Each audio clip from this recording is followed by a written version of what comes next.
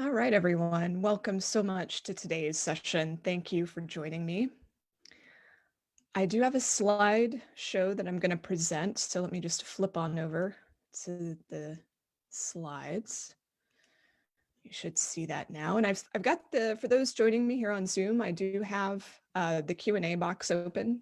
Q&A box is a great place for you to pop in questions you want to make sure that I see while I'm presenting, because I'll have my eye on that. I've also got the chat open, but sometimes the chat moves a little quickly. I don't always see what's happening in the chat. So, but either way, I'm paying attention, or I'm trying to pay attention. So I wanted to share today the really early weeks and months of my freelance career. And for those who aren't aware, I started my full-time freelance life in June 2014. And with my cat Zelda, very happy that I was spending all day at home where she could be part of the action. So prior to June 2014, I was working a full-time job in publishing.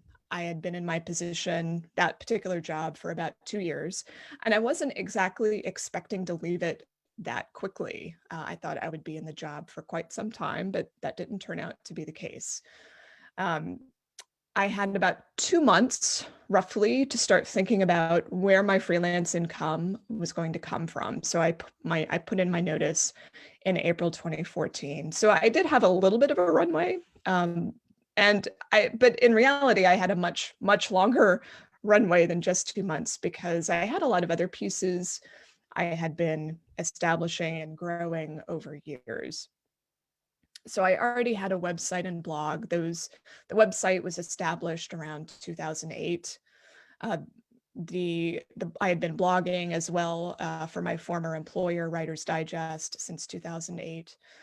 I had a really strong functional website by 2010. So that was really important, I think, for some of my earliest freelance months to already have those pieces in place. I didn't have to build them from scratch. I'd also been blogging, and I had pretty decent ranking in search results for things related to writing and publishing. And you're going to see some evidence of that as we go forward with today's talk. I had a relationship with Writer's Digest, which contributed to some really important income in those first months, which you're going to see. So for those who don't know, I used to be the publisher of Writer's Digest, had really good connections there. I worked for Writer's Digest from 2001 to 2010.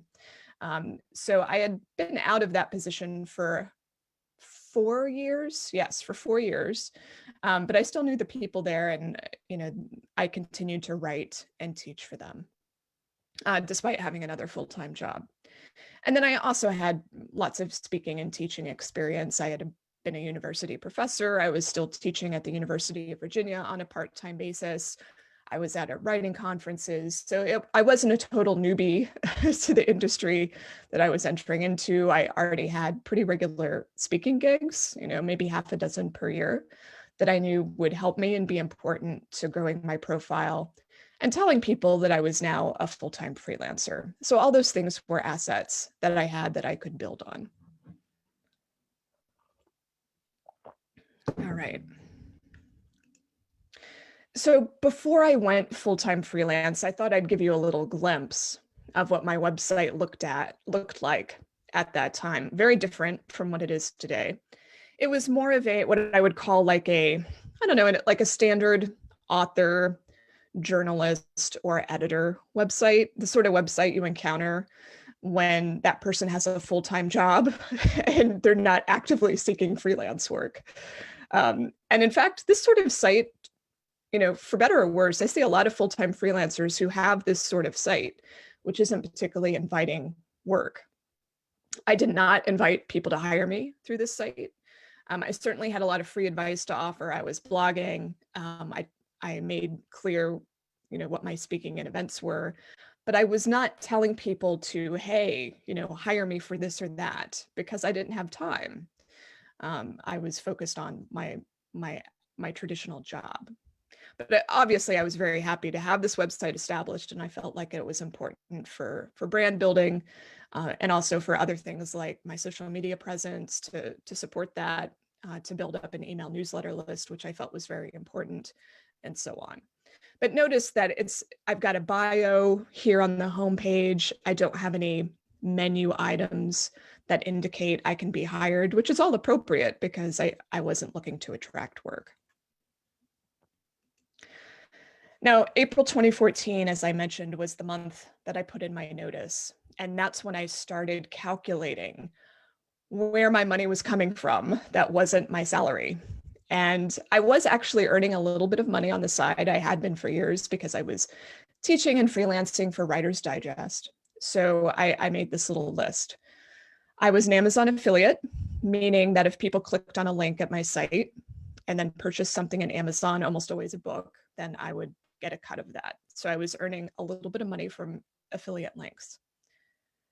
I had also started experimenting with consultations. So this was where people would get in touch and say, I think you know the answer to the problem I have. Could I just, buy an hour of your time? This was generally unsolicited business. It was just people who really, really, really wanted to talk to me. And if I had the time, I said yes. So that was in April. It was a pretty significant amount, probably because I was saying yes more often rather than rebuffing people, knowing that I was about to go freelance. There was also something called Google Helpouts. I'll talk about that more in a second. And then the next two things you see there are writing conferences. So I spoke at Madison one year, which gave me a nice chunk of change. And also the PubSmart conference where I was a keynote. I got $550 for that keynote. So, in the grand scheme of things, I thought, I'm not even trying, and I'm already earning maybe $3,500 a month. Now, that certainly did not equal the salary that I was making at the time. I think my salary was maybe $72,000. But it didn't feel like I would be totally jumping off a cliff. I had some money coming in already. So in May, I did the same thing. I started looking at where the money was coming from. Again, I've got the Amazon affiliates, I've got the consultations, and then the Google Helpouts was something I experimented with where people could book me for very, very small periods of time. This was a new initiative that Google had rolled out. It's now defunct. You can't do it anymore. It just made it really easy to let people book you on a calendar. Like it already had the payment processing set up. It was just kind of a plug and play system for letting people book a consult with you. And so I just kind of put myself out onto the marketplace. I didn't necessarily market and promote it, but I did make it clear on my website that people could book me through Google Helpouts in 15-minute increments. And I think I charged $25 for 15 minutes. I think that's where I started out at. And so right away, just by putting that link on my website, I was able to generate, as you see, $123.75. The consultations were different. That was people coming to me over the transom who they wanted, there was some pre-existing relationship, or, it was someone known to me who had contacted me through email, and then I would invoice them through PayPal. The Music in the Marketplace, that's another speaking engagement, a keynote talk that I gave.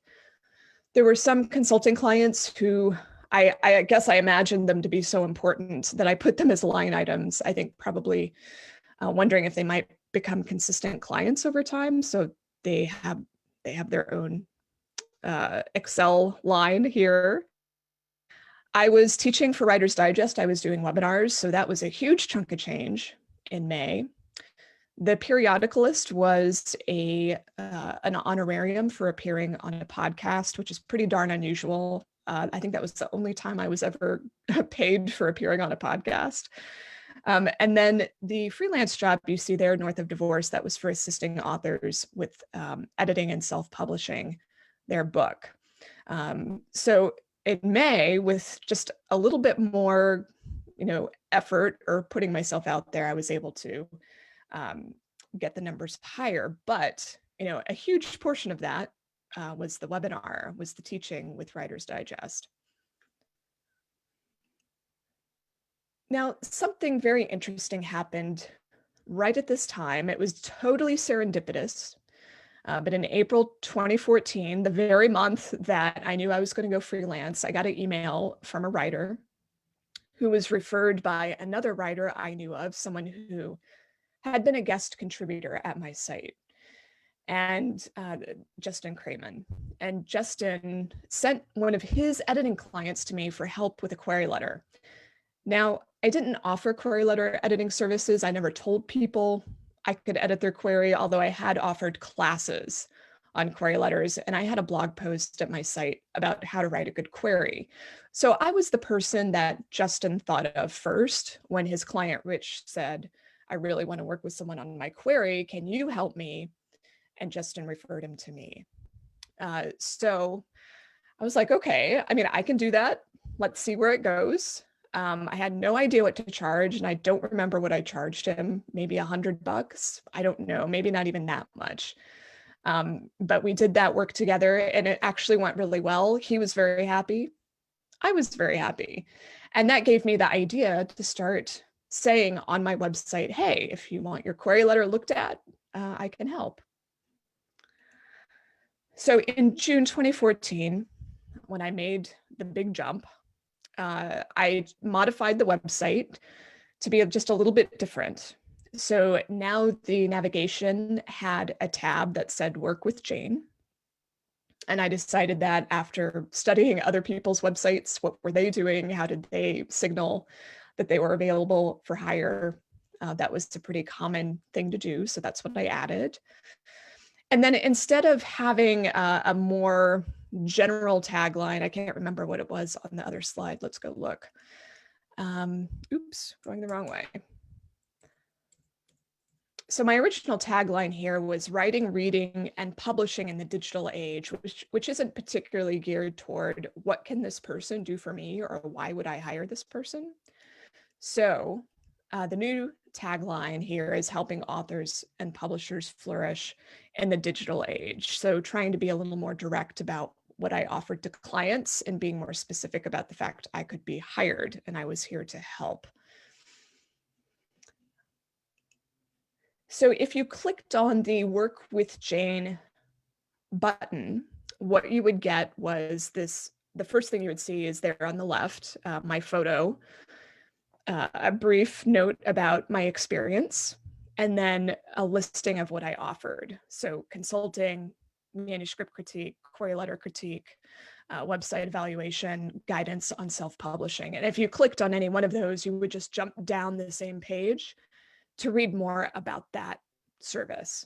And there wasn't any form other than maybe a link to my contact form. It was very loose. It was more inviting people to get in touch if they wanted to hire me for any of these things. And then we'd have an email back and forth to figure out the pricing and if it was something like guidance on self-publishing. I did go ahead and set very specific prices for things like a query letter critique and hourly consulting, but everything else was pretty loose and was based on the needs of the client. Also, something I did to encourage people to do the query letter critique, I included a 15-minute phone consultation after the editing was done to discuss clients' questions. It's hard for me to say how effective that was in getting people through the door because I didn't A/B test it or anything. But I do think that it encouraged people that to maybe, I felt it was probably taking a risk to work with me since I didn't have that many testimonials. Maybe I wasn't that well known. I was also kind of charging a little bit. So I thought maybe that would be a value add. Although as soon as I started getting more business for that particular service, I couldn't keep offering the 15-minute consult. It was just very impractical, but it was a nice way to start out to encourage the business. Christine's asking, what was sponsorship on the menu in your original website menu? That's a sharp eye, Christine. Let's go back and take a look at that. I'm going the wrong way again. So yes, there's this little sponsorship menu item. And it's because when I was using the Wayback Machine to get this version of my site, it wasn't there that long. It happened to be there when I grabbed this version. it was maybe there, I don't know, 6 months, 12 months, perhaps. And it was when I was running what I call native advertising or sponsored blog posts for Barnes and Noble Nook Press. So kind of without me doing anything, Barnes and Noble's Nook Press contacted me to say, is there something we can do to get more visibility on your blog? Could we advertise? And I said, well, no, I don't accept advertisements. And they said, well, could we sponsor a series of posts where authors talk about their success self-publishing on Nook? And I said, well, yeah, actually, that sounds okay. So that's how the sponsorship thing started. They were the only sponsor I ever had for the blog at that time. And then later on, when I partnered with Porter Anderson, a journalist, to do a weekly column writing on the ether, he was able to get some sponsors for his column. And so we did for a while accept people who would pay to be mentioned at the beginning and at the end of the post. It was really an ad, but we called it sponsorship because, you know, it was manual, it was handcrafted. It wasn't like an ad on the side of the page. It was right there in the content. So it felt a little more personal. So that's the sponsorship era of my blog. It didn't last that long. I don't accept sponsorships any longer for the site, although I do have them in my newsletters. Julie asks a good question, especially given that I talked about my speaking here right away. How did I know what to charge for speaking engagements? And this is something that I've struggled with over time, partly because early in my speaking career, I didn't charge anything. I worked for Writer's Digest and they didn't allow us to charge for speaking engagements. It was seen as a service, and we were on salary. So we got time off to do these speaking engagements, and it was seen to market the brand, and it was brilliant marketing of the brand, but we couldn't accept payment. So when I was no longer employed with Writer's Digest, it was really confusing to know then what was my market worth? What should I be charging? I didn't really have a lot of insight maybe into what all the other speakers were getting. And people don't often talk about it. I'm sure you're familiar with this taboo around how much do you earn or how much do you charge or what are you getting paid? And I'm trying here to, you know, break down those walls. So with Madison Writers, it was, they had just a very standard agreement or contract that, if I'm not mistaken, was based on how many appointments or critiques you took, and you got paid a flat fee. And then you got paid an additional amount on top of that as a speaking honorarium based on how many sessions you presented. So my guess is that I got a $500 honorarium plus some money for appointments. And then the PubSmart was a flat fee for the keynote, and I just took what they offered. So I wasn't all that great about negotiating up in those early days. But I can say that if you're not, unless you're like a James Patterson or like some really big draw, like a New York Times bestselling author, someone who everyone's just dying to see, it's really hard to charge, you know, more than a few $1,000s for a keynote in the writing community. If it's outside the writing community, I'm sure that the rates start to get much better, but most writing conferences aren't, you know, loaded down with all sorts of money to pay the speakers. However, I did, you know, over time learn to charge more what I was worth, and also to cover really the time it takes to get out to a conference and then to get home. So here I'm using the marketplace again. That's what they offered. They offered 1,000. At that point in my career, that it was the most I had ever been offered to give a keynote, and I was thrilled with $1,000. And that's the only speaking there. There'll be some more speaking, I think, on the upcoming slides, so I can talk about how it crept up.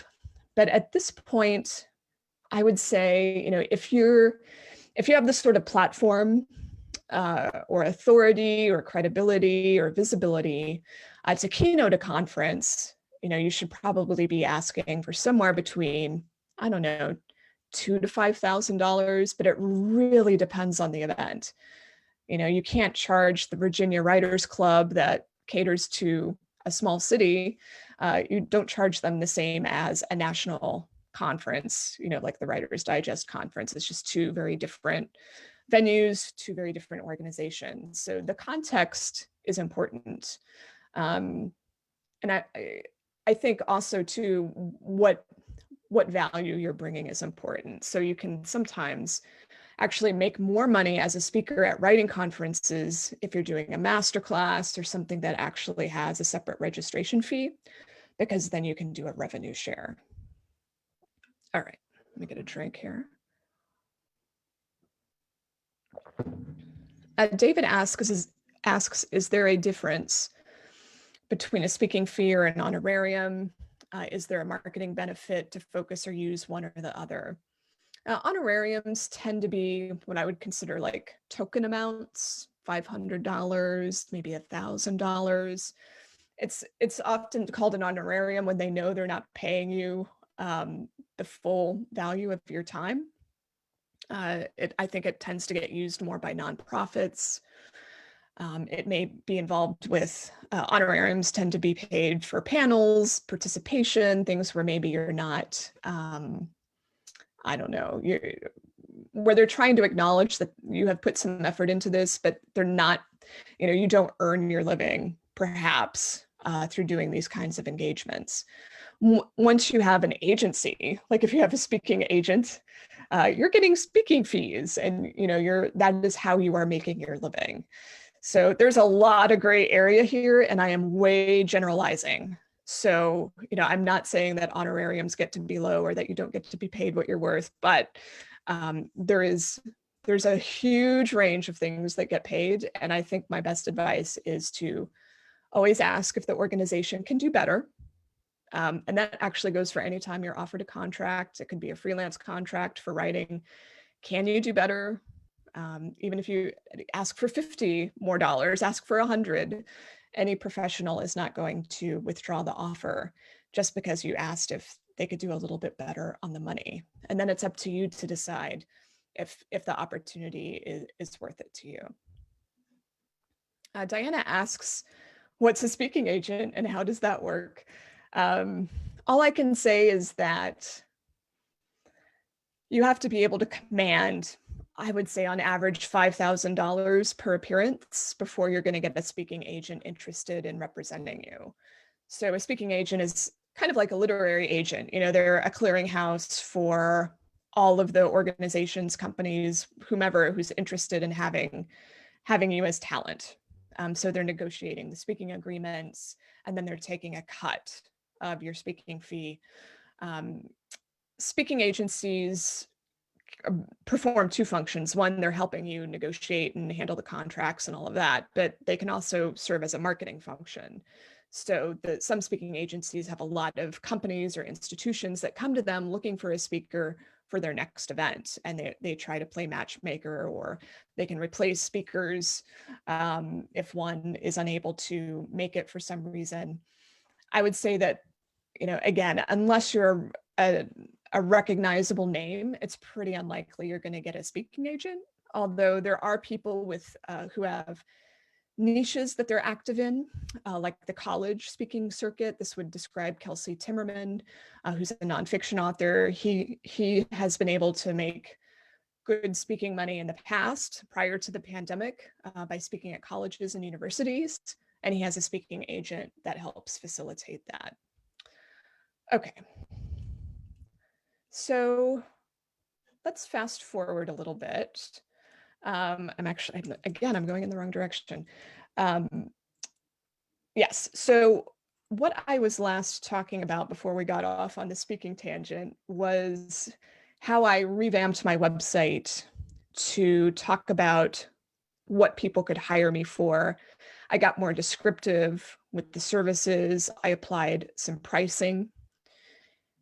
And that makes a huge difference. So I don't think some people realize just being really specific about your offerings when you're looking for freelance work will encourage people to reach out, rather than just saying, I'm available for anything you want. That's not particularly useful. It doesn't help people trust that you know their needs. So the more descriptive you can be and the more specific, generally, the better the response. All right, so in June 2014, this was my first month of being full-time freelance. Let's go through the list here. I had, again, my Amazon affiliate money. I had my hourly consult money. This is people approaching me via email. I wrote a feature article for Writer's Digest at 50 cents a word. So it was a 2,400 word piece. I can't even remember now what it was about, but that, I can write very quickly. So that was always nice money to have, although there's a limit to how many pieces I could really place in Writer's Digest over the course of a year, like maybe 1 or 2 per year. They like to work with a broad range of people. So that wasn't something I could count on month after month. Because I mentioned on my website that I was doing manuscript critiques, I immediately got a client for that. It was a very simple proofreading job. It wasn't a lot of money, but hey, it was something. The query synopsis work started to come in because I mentioned it. I had a manuscript development edit through someone who reached out to me. That was a very nice flat fee job. I did a marketing plan for a publisher. I got another $25, it appears, from the periodicalist for some sort of podcast hosting, guesting thing. And there's a Writer's Digest reprint in there. This was an article that had previously published, and they reran it in a special issue. And then the PBS media shift was some insurance. So around the time I left my job, PBS Media Shift advertised for a hourly worker to help them develop an online education program. Now, I had some experience with online education from Writer's Digest. I was teaching webinars. I wouldn't have called myself an expert then, but I knew enough. I knew more than the average person. And so when I applied, they hired me. And the number of hours was flexible. It was going to vary from week to week, depending on what direction the program went in. I figured, oh, this could be an opportunity maybe for more money over time, maybe a full-time position down the road if I do really well. So it was just kind of, let's see where it goes. And I got paid $25 an hour. This was a site I was already familiar with. It's now, unfortunately, no longer around, but I was very familiar with the audience, and it was a good fit. So you see here there's the total. Again, it's not bad at all, but it still wasn't replacing the salary I had been earning. Another thing that happened was that I decided doing the Google Hangouts made no sense because it was really interfering with the rhythm of my day. There were people who would definitely take me up on 15 minutes for $25. But when you start to break up your time into those small increments, it's just so hard to make progress on other projects or on other work because you have to stop everything and get on this 15-minute consult. I mean, it's just, as you can imagine, it wasn't particularly sustainable. I mean, maybe if that's all I was doing all day, it would have been okay, but I was doing or trying to do a lot of other things. So I decided to stop that pretty quickly. It was too successful in some respects, and just go to hourly consults only. So people had to at least commit, I believe, $150 for an hour if they wanted to book with me. And I still had people booking. It wasn't a problem. But it greatly preserved my sanity and my time. David asks, at what point did you know or realize you needed to keep track of all these items? I mean, I first started keeping track because I needed to understand where the money was coming from. I didn't want to just be guessing. But of course, I also knew that come tax time, something would have to be done, right? I would need to look back and make sure that I was doing everything I needed to do from a tax perspective, which leads into this other question. do I have a business license? Do I collect sales tax, other taxes? Do I have an accountant for that, or is it DIY? So at the time, I did have an accountant. In fact, I'd been working with an accountant for quite a number of years because I was continuing to freelance on the side. Like I had the speaking engagements that I would get paid for. I had the Writer's Digest stuff, the webinars and the freelance writing. And there would be, like occasional things here and there I would get paid for. So rather than try and figure that out myself, I always had an accountant do I think it was a Schedule C. Everything went under my social security number because it wasn't enough money for me to think about establishing an LLC or doing any of the rest of it. So it was all pretty informal, but I trusted my accountant to tell me when I needed to do something more radical, like file quarterly taxes, for example. So there was a point, this was in 2015, about a year in, where I realized I can't be this informal any longer. I need to establish an LLC. So that was established in the summer of 2015. It's Jane Friedman Media LLC. And I got an employer identification number. I started bank accounts just for the business. And I really separated out, this is my business, and then this is my personal finances. I did have, like I said, I had an accountant who I was able to ask questions and who assisted me with all this and made sure that everything was kosher. As far as charging, like collecting sales tax, other taxes, like I'm not selling products. So a lot of this I think is going to depend on the state or the country that you're in. But when someone pays me for an hourly consult, they're not paying taxes on it. And I remember researching this years ago. I couldn't tell you the particulars of the tax code any longer. But yes, depending on what you're going to do, you will want to consult with the small business bureau or organization in your city or in your county. You'll want to talk with an accountant. I'm not an accountant, but I can tell you it hasn't been that bad. It's been pretty straightforward, at least for the state I live in, which is Virginia.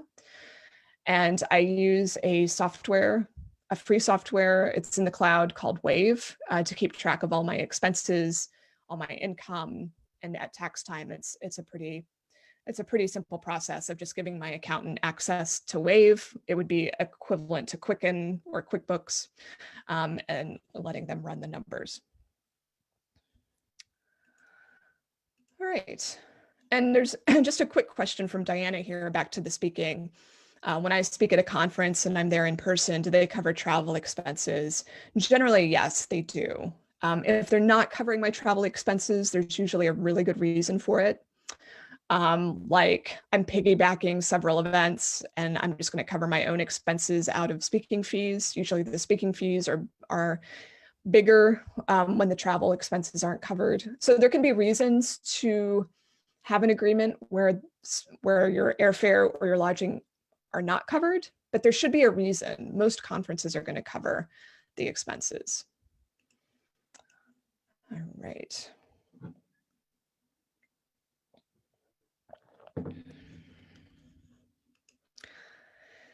So 6 months in, this would be December 2014, I revamped my entire website because I realized I had some pretty significant limitations with my old WordPress theme. And it was just it was a super simple site, right? There was only so much it was able to do. So I relaunched it with a new theme. Fortunately, I have tech skills. I used to be the web editor for a publication. This wasn't a heavy lift for me. I was able to do it, over the course of a couple days over a holiday. And I just made the site much more focused on, I'm a freelancer, I'm independent, you can hire me, I offer services, I offer consulting, I offer speaking, etc. And then I had a page, this publishing consultant page. This is what you go to if you click on Hire Jane or Work with Jane. Some of the icons are missing here because, again, I'm working from the Wayback Machine and it doesn't always populate things the way you expect. But there were icons for each of these services. So I segmented out and had dedicated pages for the consulting, for the query letter and synopsis work, for nonfiction editing, self-publishing assistance, other services. Again, I would just like to encourage any of you who want to freelance more, you're looking for more work, having more information at your site, having dedicated pages really makes a world of difference in getting people to reach out and to hire you. All right, so let's go to November 2014 now. We've still got the Amazon affiliate sitting up there. We've got the hourly consultations still on par with what they were prior. Notice the query synopsis critiques are starting to go up. I also began teaching a UVA. Well, I had already been teaching a UVA class, but I decided to keep that or put that in the mix because it was a significant chunk of change on a monthly basis. I was earning $6,000 per quarter. So again, it was just a little bit of insurance, in case the bottom fell out of other things I was doing, I would still have that $1,500. I had some other consulting projects in there with minimal amounts. I became an affiliate for Bluehost, meaning when I talked about website hosts you could use, I linked to Bluehost and I got $100 for every customer I sent their way, which is a really rich affiliate fee. I did an article for the Association of Writers and Writing Programs magazine, and then I had another Writer's Digest webinar. Denise is asking if I recommend a separate website for freelancing only, if you're both a trade publication and fiction writer. I don't think you have to separate it out as long as you're comfortable with those two parts of your career, or however many parts of your career there might be. If you're comfortable with them all sitting under one umbrella. For most people, it's fine. I wouldn't suggest segmenting unless the business is just so far away from what you're doing as a writer. But usually it's not. Usually the two things are symbiotic. So as long as you just have really clear navigation on your website, it's almost never a problem to have these two things exist side by side. And then December 2014, we've got that Amazon affiliate kicked up a notch because I started doing best books for writers on my site, maintaining a list. So that generated more interest, got me a little more money. The consultations started skyrocketing. I couldn't tell you why they went up so much, but they did. And I started to realize how much more money that could be. At the same time, the query synopsis work kind of got soft. Again, who knows? Maybe it was just the holidays. Got the UVA class in there. I've got an editing client, Burns. I've got another webinar. Late 2014 is when I signed with the Great Courses to do the course on how to publish a book. That course wouldn't come out for another year, but it was really nice to have that signing bonus.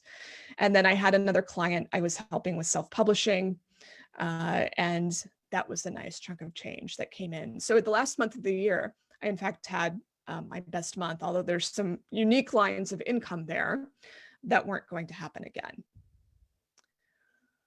All right. So that gives you a sense of where things went early on. You can see that there's a lot of fluctuation from month to month, a lot of unique pieces of income. And so it still felt a little uncertain, but of course, here I am, like I made it. And I really didn't realize at this point where things were going to go. So I just had a lot of irons in the fire. But ultimately what happened was that the hourly consulting and the query and synopsis work were the two pieces of the business that really skyrocketed. So my first year of earnings, although this doesn't quite capture how those pieces skyrocketed, but you can see the consulting at 17% of my income, and then the query and proposal editing at 9%. The online teaching is a pretty big chunk of change there, and that's driven by a couple things.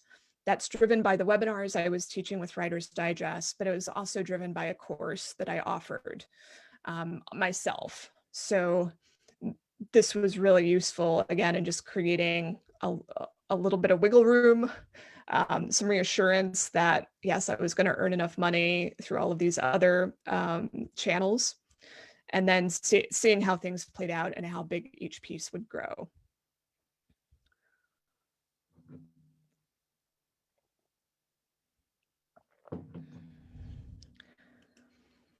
What I ran into right away with the consulting, the hourly consulting, was it's just so hard to do anything else when you're selling blocks of your time. So I would have weeks that looked like this, where almost, every afternoon hour was spoken for. And I had to be really proactive about blocking off times for my own stuff to make sure that I didn't get booked and not get my own work done for a full day. So, often I would, early on, I would reserve appointments for the afternoon. These days, I keep my Mondays and Fridays open, and I keep appointments on Tuesday, Wednesday, Thursday, and people can only book for specific hours, and I limit it to 2 client appointments per day. Still, though, it can be very challenging to keep up with my own work while preparing for those appointments and then following up from those appointments. But again, it's an important piece of my income, which I'm not quite ready to give up. And I think also a lot of people would be disappointed if I stopped consulting entirely. But it does really drain the systems for making new sources of income, for developing things that could pay you back greater over the long term. So you have to be really careful about selling your time in this way. In late 2015, where I could see where things were going, I started getting more focused. So like I said, I focused on the consulting, the query letter synopsis critiques, nonfiction book proposals, and that was pretty much it. I stopped doing manuscript edits generally, unless they were affiliated with a book proposal. I stopped doing self-publishing assistance. And I just really decided these are the areas where I can feel confident that I'm going to earn enough. And I have a really good idea of how much time it's going to take me to do these things on a weekly or daily basis. And so again, I got just really specific with each service with a dedicated page explaining why people would want to hire me for any one of these things. And I also increased the rates. So when I started in June 2014, I was charging $150 an hour, and I booked up right away. So, I knew, because demand was really outpacing availability, that I could charge more. And I ended up charging $350 an hour at one point. I actually charge less now. It's one of those weird things. I can't really explain how that happened. It just did. So, when you see that happening in your own business, that demand outpaces availability, it usually means you should increase your prices. David's asking, what part of your business is your favorite? Or do you most like working on? Is it the classes, the consulting, the speaking? That is coming up. So just give me a few minutes and we're going to get there. It might even be the next slide. Yes. All right. So to help you see the really long view. So I just showed you 2015, what that looked like. I think if you added up all those numbers, let's go back. Yes, if we added up all these numbers, I think it's around 120,000 for the first year, or something like that. Again, online teaching, notice that's what a third, I suppose, of that total. So if we go and compare 2015 to 2018, the percentages changed dramatically. And part of it was because I chose what I wanted to focus on. So I really drew back on the consulting availability. I was still doing it, but I didn't let it overtake my schedule. I stopped university teaching because it made no sense any longer, and it was less fun.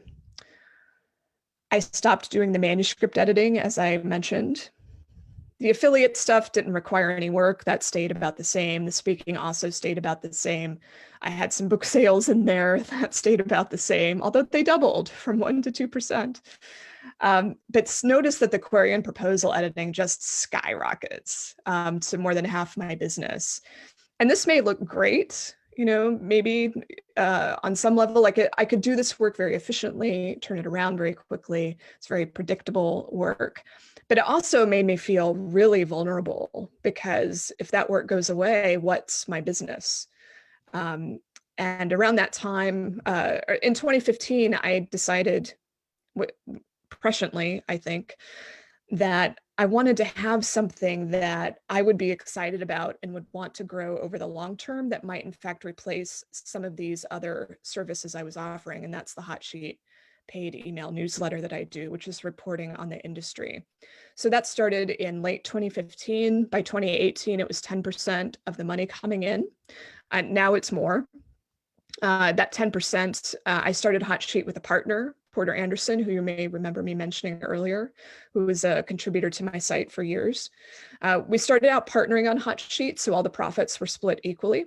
And then I bought him out in 2019. And so now the Hot Sheet is a bigger cut of my overall, or the bigger piece of the overall pie. And it's the part I want to keep growing because it's, for me, more sustainable. It's scalable, meaning I can put in the same effort, but earn more if I can get more people to subscribe. And 2020 was the year that I stopped doing query and synopsis edits for hire. It was a huge step for me. It was very scary. It was like starting freelancing all over again, because I knew that query and synopsis editing was half my income and I was going to stop doing it. Now, why I've been able to do that is a little bit of a different story. Part of it's connected to Hot Sheet, but part of it's also connected to the fact that I now have an employee, Mark Griffin, who is my husband, and that allows me to do some very different things that I couldn't have done if it was just myself. So that kind of gives you an idea of how my business has evolved since 2014 to 2021. I'm always thinking about a more perfect model, something that will make me happier in the end, and also something that's sustainable. With the query and synopsis editing, what became kind of untenable was the longer I did it, of course, the more clients I had. And I have an open door policy where any client can email me anytime with any question. I mean, they're paying rates that I think deserve that sort of openness. And so the email burden just became outrageous, of having to respond to folks. And I was doing on average one edit per day. And so I was, it was hard to go on vacation. It was hard to take a trip. It was hard to do anything without being on top of my email. It would just spiral out of control if I left it for more than a day. So I felt like this, I had to find a way to move my business away from that, or else I would start to hate writers because of it. And we don't want that. Carol asks if I also do memoir book proposal critiques, and that is included in the book proposal editing, although I have a huge notice on my nonfiction book proposal editing page that says, if you're writing a memoir, warning, most memoirs don't sell no matter how good the proposal is. So that's another conversation. I don't discourage memoir clients, but I have to often deliver a lot of tough love. I'm not unkind, but I am honest. The chances of most memoir isn't that great, unfortunately. All right, so I've left about 10 minutes for some general Q&A. I'm going to get another drink of water here and see where we're at. I've got a question about the savings I had built up before I took the plunge into full-time freelancing, and how I dealt with the stress of not always knowing how much I'd be making each month. Very good question. It helped that I had Mark, my husband. I mean, he wasn't my husband at the time, but we were committed.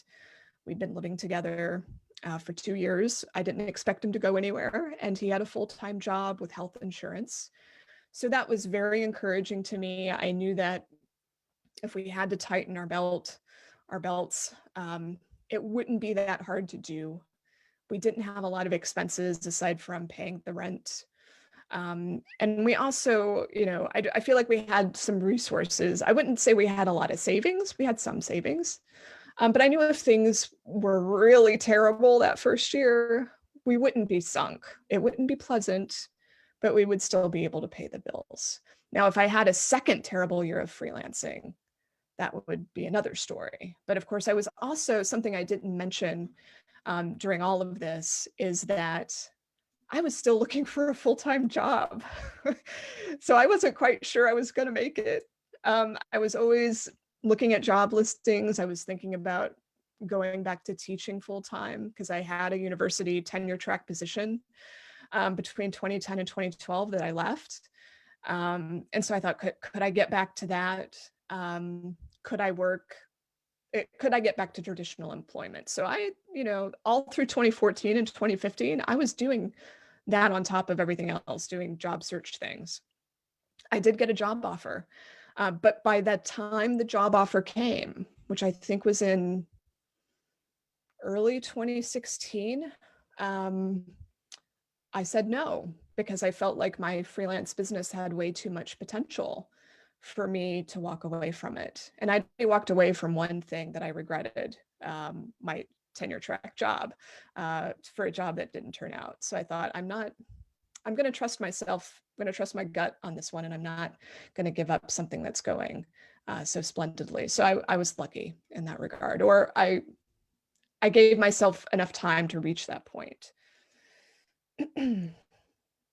Diana asks if I plan to do query synopsis reviews again in the future. Well, the good news, partial good news, is that I now run a query letter masterclass. I just finished one in January, which involved doing critiques of 100 queries.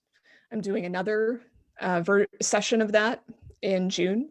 So I still do the query critiques through that class, although it's a modified version of the service that I offered. It's not an unlimited edit sort of thing any longer. But that's still possible for those who want query feedback, but I'm not going to go back to the synopsis editing. I have to admit, I am good at it, but it's too much email and back and forth. Although perhaps one day, when I'm retired, maybe I'll want to do it for fun. I don't know, but there are other things that I want to do with my time that involve reporting on the industry and doing work that I find more interesting, like nonfiction book proposal work. Brenda asks, what does your income look like from 2019 to now, especially in light of your new employee? So the income looks very good. We were able to launch a webinar series, paid webinars, in late 2019. So Mark joined my business in summer 2019. We launched the paid webinar series in 2019, and some of you are probably very familiar with that. And so we've now been doing that for what? A year and a half almost. So it's 2 paid webinars a month. Some of them I teach, others are guests. And that has been a really big growing piece of the business. And I would not be able to run that program without Mark, because he does the customer service and the tech support. He's on the sessions to help with that so that I can focus on helping the instructor and being part of the webinar conversation. So that, it varies a lot from month to month what the webinars will bring in, but, it could easily be in the 5 figures for a month if we have a really, really good month. And then Hot Sheet is closing in on being a 6-figure paid newsletter. So it might reach that in 2021. But Mark and I do pay ourselves the salary. So our business is it's an LLC, but it's an S Corp. So I won't get into the details of what that means, except to say we pay ourselves a salary. And so we get that monthly income, and then any profits the business generates, we can take a disbursement if we wish. And so we definitely have if you start adding up all the numbers, like if I had 120,000 in my first year, which is 2014 to 2015, we've doubled or tripled that, although the expenses have also gone up alongside that. Mary asks, how do you factor in vacation time each year? Do you plan for a certain number of weeks within a year? Mark likes to say I have not had a vacation since I started freelancing, which is partly the truth. Part of it is because of my own, I'm my own worst enemy here. So I will continue and I will continue checking emails. I will continue answering clients, while I'm on vacation, because I feel like if I don't do that, I'm going to be hopelessly behind once I do go back to the office.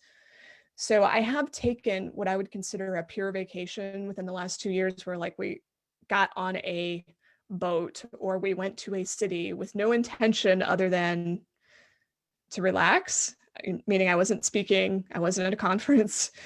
But I still have to plan time to check the email and to make sure everything's running, that the website's up, that the registration forms are working, that there hasn't been any crisis.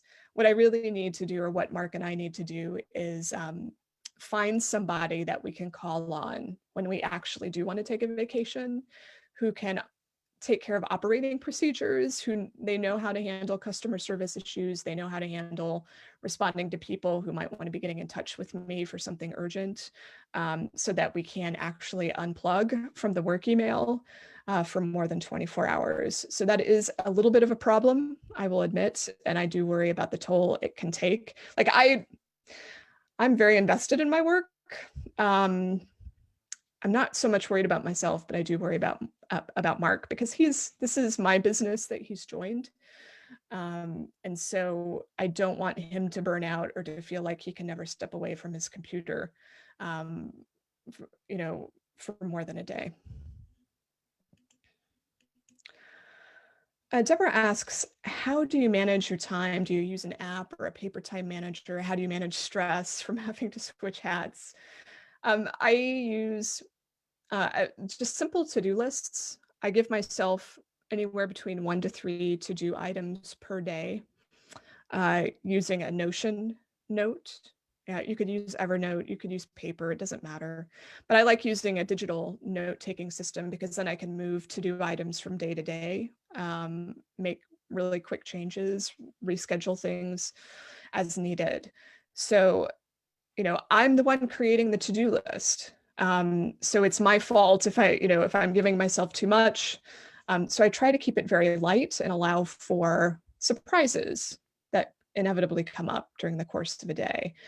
I also make sure to give myself if I can, a good 2-hour time block to deal with email, because email is definitely my biggest burden, I would say. Just keeping up with correspondence, keeping up with clients. I mean, it's part of running a business, and you can't go very long without answering emails, or people think you're missing an action. They don't feel taken care of. I probably can't emphasize how important it is to be on top of that, at least for my business. So I think that's the biggest issue. It's like it's so you never know exactly how much email per day you're going to get. So that's always the variable that I'm trying to anticipate and control for. AJ asks what kind of contracts or payment agreements are needed. I guess I would need more specifics about what you're looking for. So most of the agreements I make with guest instructors or with guest posters are very informal email handshake agreements. There's very little that I would issue an actual contract for, even with clients. I'm not saying I suggest that for other folks, but my work is really straightforward. I don't think it necessarily calls for a signed contract. And if people are unhappy, my philosophy is I refund them. I don't argue. It takes time to argue. It's not worth arguing. I refund people who are unhappy. I would much rather people have their money back than me keep it if they feel like value hasn't been offered. So I find that a policy that saves me so much pain and stress and sometimes I'm actually too quick to refund, I think, on rare occasion, because people are actually looking for more help. But if I feel like I can't give it to them, I'll just refund them without even discussing it first, because it's not worth anyone's time to be unhappy. I would rather people find the help they need than continue struggling with me. Okay. Sandra says, if you had to point to one skill or character trait that is at the core of your success, what would it be? For my particular business, I have a really deep understanding of who my audience is.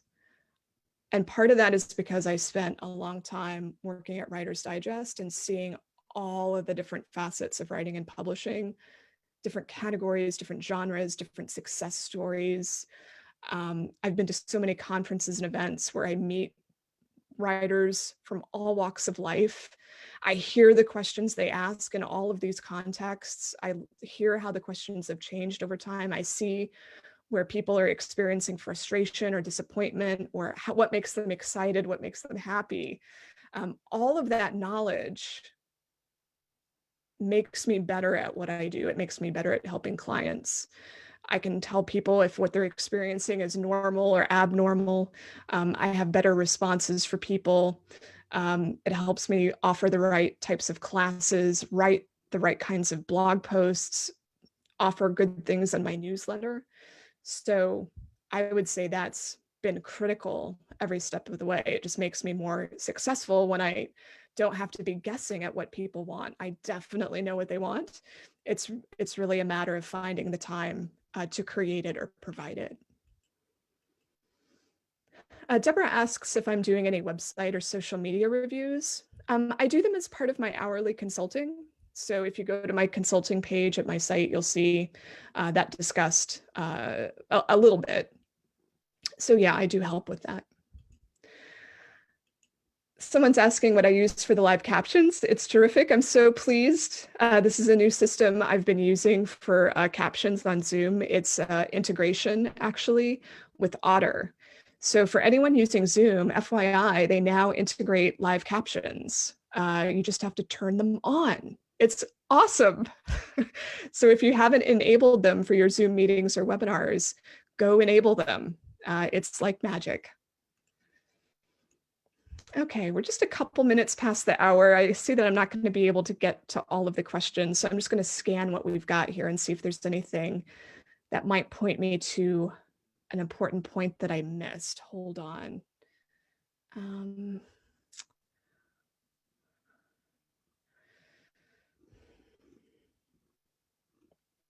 Corey asks an important question, which is, would I recommend any of this freelance work for someone who wants to primarily be a writer? No. Did I express that too definitively? I say that no out of knowledge and recognition that I have not done the writing I have wanted to do these past 6 or 7 years. My writing has been backburnered, aside from the writing I get done for Hot Sheet. I also use the opening of my Electric Speed newsletter to do a little bit more personal writing, which some of you have may noticed if you're subscribers. So I find ways to kind of get it in there. But I don't have the time I would like to spend on my own writing. So I think freelancing is a great way to supplement your income if you need it.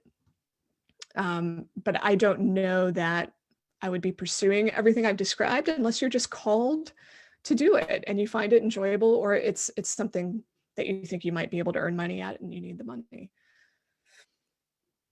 Diana asks what newsletter provider I use. That's an easy one to answer. MailChimp.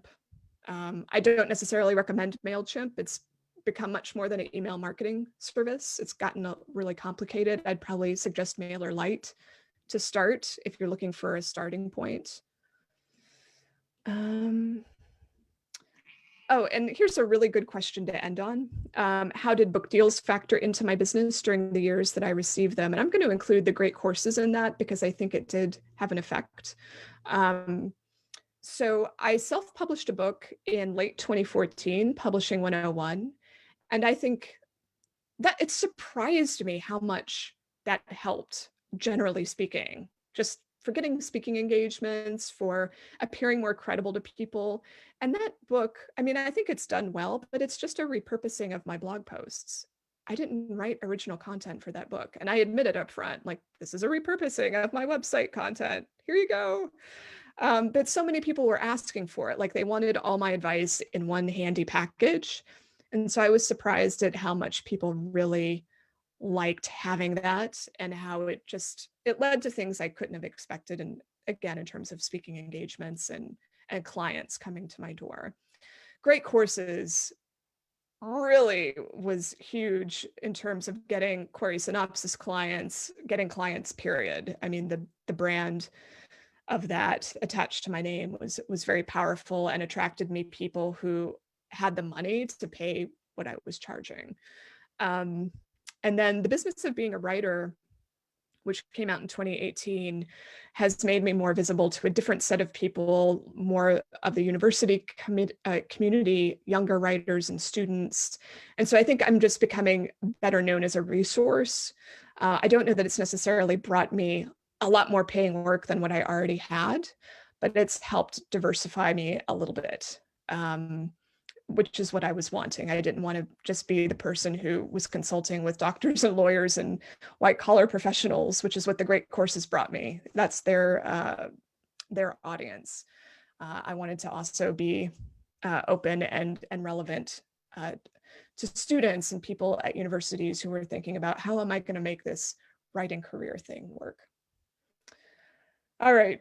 Thank you all so much for joining me to talk about my early years in freelancing.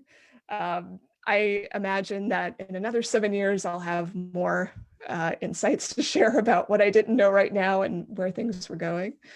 But there will be a recording of this available on Facebook if you want to go back and study those figures a little more closely. And I don't yet have the next Sunday sermon planned, but it will be sometime in March. So just keep your eyes peeled. Have a wonderful afternoon, and I hope to see you at another session. Bye-bye.